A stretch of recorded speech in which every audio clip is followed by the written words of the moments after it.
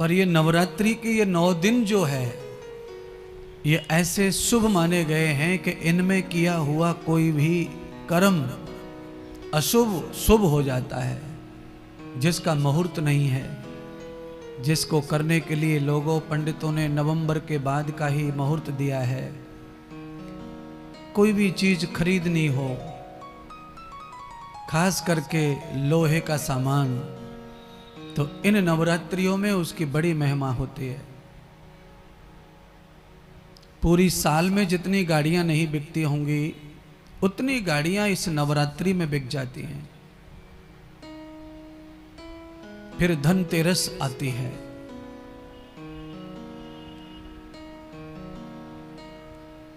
उस समय सोने का खरीदना या तांबे का खरीदना, पीतल का खरीदना, कांसे का खरीदना, सिल्वर खरीदना शुभ माना जाता है।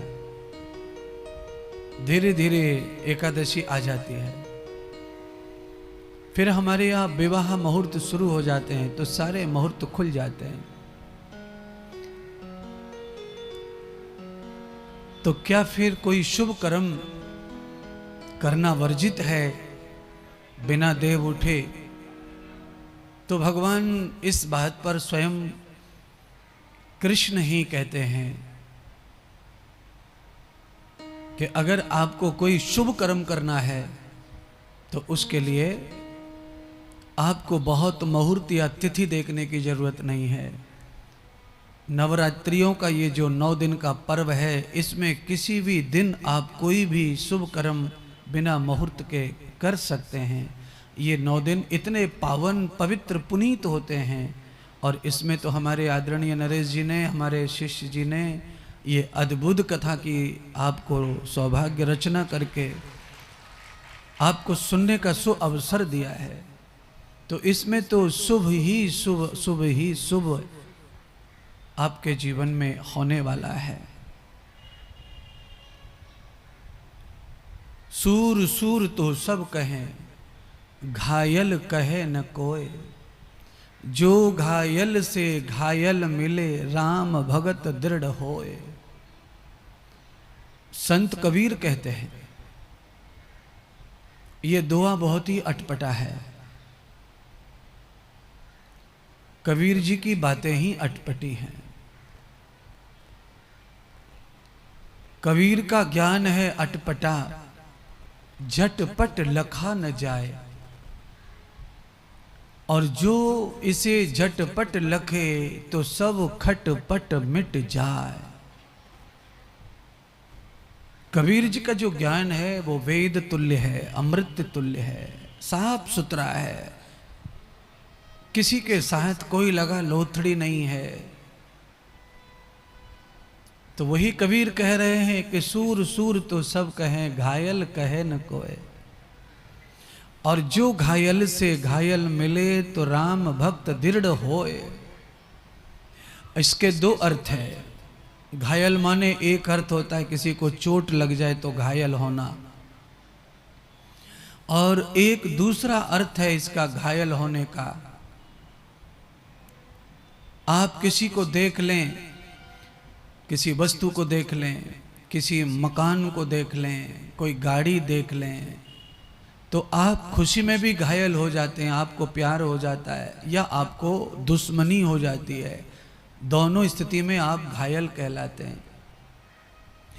कबीर जी कहते हैं कि जो परमात्मा की छवि को देखकर मोहित होकर घायल हो गया है, अगर ऐसा ही घायल अगर दूसरे किसी भगत से मिलता है तो राम भगत दृढ़ हो, फिर भक्ति दृढ़ हो जाती है, मजबूत हो जाती है। 2 अच्छे लोग मिल जाएं, यानी ऐसे मान लीजिए मेरे ही चाहने वाले 2 मिल जाएं भक्त, और दोनों ही अच्छे हैं, पॉजिटिव हैं, दोनों का प्रेम है, ज्यादा से ज्यादा श्रद्धा है। जब वो दोनों मिल जाते हैं तो गुरु भक्ति बढ़ जाती है, राम भक्ति बढ़ जाती है, भगवती की भक्ति बढ़ जाती है। कहने के लिए दूसरी तरह भी समझाया गया उंगली उंगली जैसी दो लकड़ी एक साथ बांध दी जाए सुतली से, फिर तोड़ने की कोशिश की जाए तो ज्यादा बल लगाना पड़ेगा, ज्यादा ताकत लगानी पड़ेगी, क्योंकि एक से दो भले। सूरा सूरा सब कहें, घायल कहे न कोई। अब इस कबीर की वाणी का अर्थ करते करते आदमी बुढ़ा हो जाएगा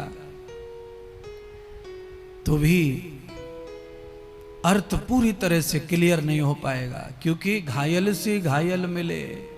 अच्छा बोलो, एक आदमी डूब रहा हो पानी में और दूसरा भी डूब रहा हो तो कौन किसको बचाएगा? एक इसका ये भी अर्थ है। अगर कोई आदमी निकम्मी बुद्धि का आ जाए और कबीर जी के इस दोहा को अर्थ करे तो वो निकम्मी बुद्धि वाला अर्थ ये करेगा जो अभी मैंने किया। मान लीजिए दो लोगों का खोपड़ा फूट गया आपस में, दोनों के टांके आने 20-20 और दोनों मूर्छित पड़े। अब ये घायल से घायल मिले तो यहाँ क्या फायदा होने वाला है? ना तो इसको होश है, न इसको होश है। पर इसको जो बुद्धिमान प्राणी है, जिसको अक्ल है, बुद्धि है, वह प्राणी अगर इसको महत्तम देगा तो वो ये अर्थ करेगा जो कबीर बताना चाहते हैं। आपके दिल में, आपके विचारों में भी तो घायल का कोई अर्थ होता है? क्या अर्थ होता है आपके विचारों में? मान लीजिए अरे भाई मैं इसको देख के घायल हो गया, क्या है ये मुहावरा? फिर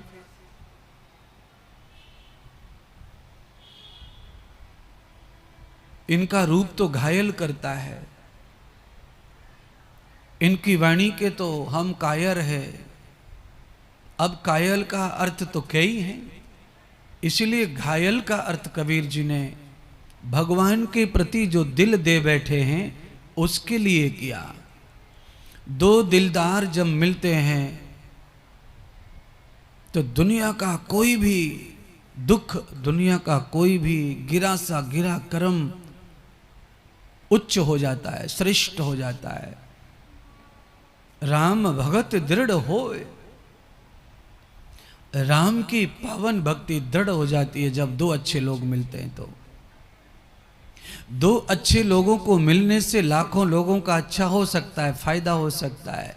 ऐसे ही अगर दो दुष्ट मिल जाएं तो भी वो बहुत बड़ा नुकसान कर सकते हैं, समाज का, दूसरों के जीवन का, संस्कृति का, सधर्म का।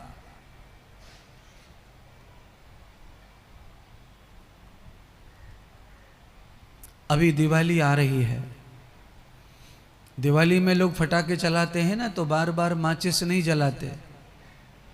एक बार माचिस जला करके कुछ लोग फुंजड़ी जला लेते हैं, उसी से ही फटाके चलाते रहते हैं, उसी से कुल्लड़ चलाते रहते हैं, उसी से ही सब चलाते रहते हैं।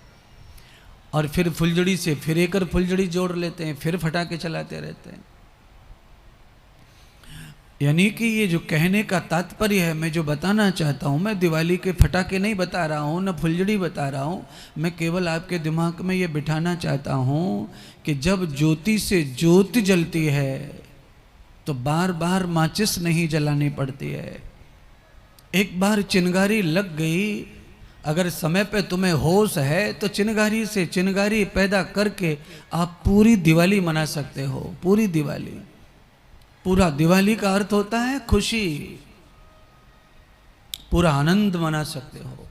और खुशी का संबंध आपकी खुद की जिंदगी से है, आपके खुद के जीवन से है। अगर आप बुरी बातों को, अगर आप दुख देने वाली बातों को आप इस तरह दबा दो जैसे हम मलमूत्र को मिट्टी से दबा देते हैं, गंदगी को मिट्टी से दबा देते हैं। घर के सामने गंदगी पड़ी है तो साफ करने की हिम्मत नहीं हो रही है तो हम उसके ऊपर मिट्टी डाल देते हैं। हमको तो पता है कि हमने मिट्टी गंदगी पे डाली है, पर और जो लोग आ रहे जा रहे हैं उनके लिए रास्ता क्लियर हो जाता है, उनको फिर घिन नहीं आती है।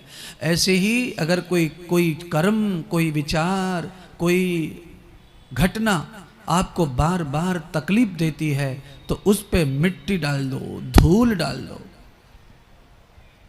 उससे क्या होता है? उससे ये होता है कि उससे जगत का रास्ता खुल जाता है, बिना घृणा के, बिना किसी ईर्ष्या के। पूरी दुनिया सहज सफर करती है और आपने उत्तम कर्म कर दिया, दुख देने वाली चीज को दबा दिया। अगर आप उसे ओपन करें और हमेशा हमेशा के लिए उसे दिमाग में बिठा के घूमें, तो वो समाज का भी रास्ता रोकती है और आपको भी सुख नष्ट करती है। इसीलिए भगवान इस पावन कथा को हमारे बीच लाए हैं, देवी माता की कृपा को।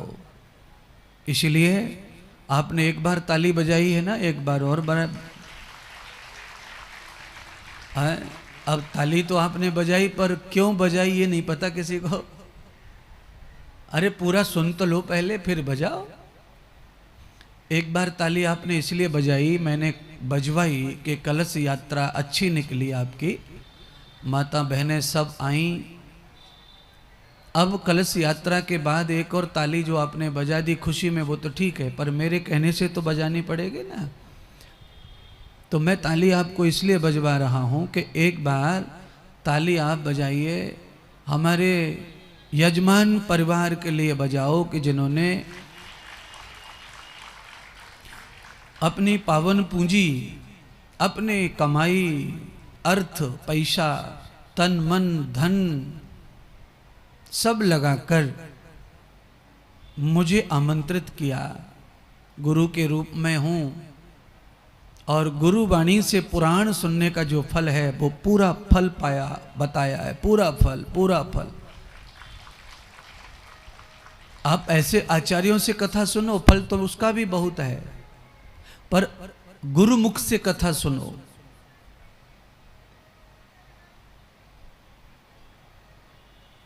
तो उसका संपूर्ण फल प्राप्त होता है।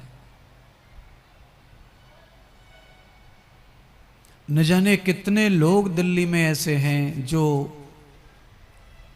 बरसों से सुनते हैं कथा और जो मिलना चाहते होंगे, नज़दीक से देखना चाहते होंगे हमें, तो उनके लिए भी नरेश जी ने उत्तम काम कर दिया कि सहज कर दिया। वृंदावन जाना हो उससे अच्छा है कि एक एक पितर को भागीरथ गंगा जी तक कैसे ले जाते। करोड़ों पितरों को मार दिया था भागीरथ जी के, करोड़ों पितर एक साथ भस्म हो गए। तो क्या करें, कैसे उनका कल्याण करें, कैसे निदान करें, विधान करें। तो श्री भागीरथ जी को कृपा कर दी, भगवान जी ने आज्ञा दे दी कि एक एक को कितना कूलरी में ले जाओगे तुम, ऐसा करो कि अकेली गंगा को लेके आओ, सबका उद्धार हो जाए। तो आदरणीय नरेश जी ने गंगा लेकर के आ गए, वो सीधा ला के रख दी। अब इस गंगा में गोता लगाने वालों का भाग्य है, कितने लोग इसमें गोता लगाएंगे और कितने का भाग्य खुलेगा और कितनों का नहीं खुलेगा। इस पावन गंगा में कोई न रहे, जितना हो सके उतना सब शीघ्र से शीघ्र पधारे। मैं कहूंगा ये सफेद चादर जो बिछी है ना, आप सब लोग इसमें आके बैठ जाओ, पीछे वाले सब आ जाओ, आइए। अब जो जो लेट आएंगे वो वहां बैठेंगे पीछे। हाँ, थोड़ा ज्यादा गचर पचर मत बैठो, थोड़ी जगह जगह बना के बैठो, एक दूसरे को हिलने की जगह, नाचना भी तो है, थोड़ी जगह बना के बैठो।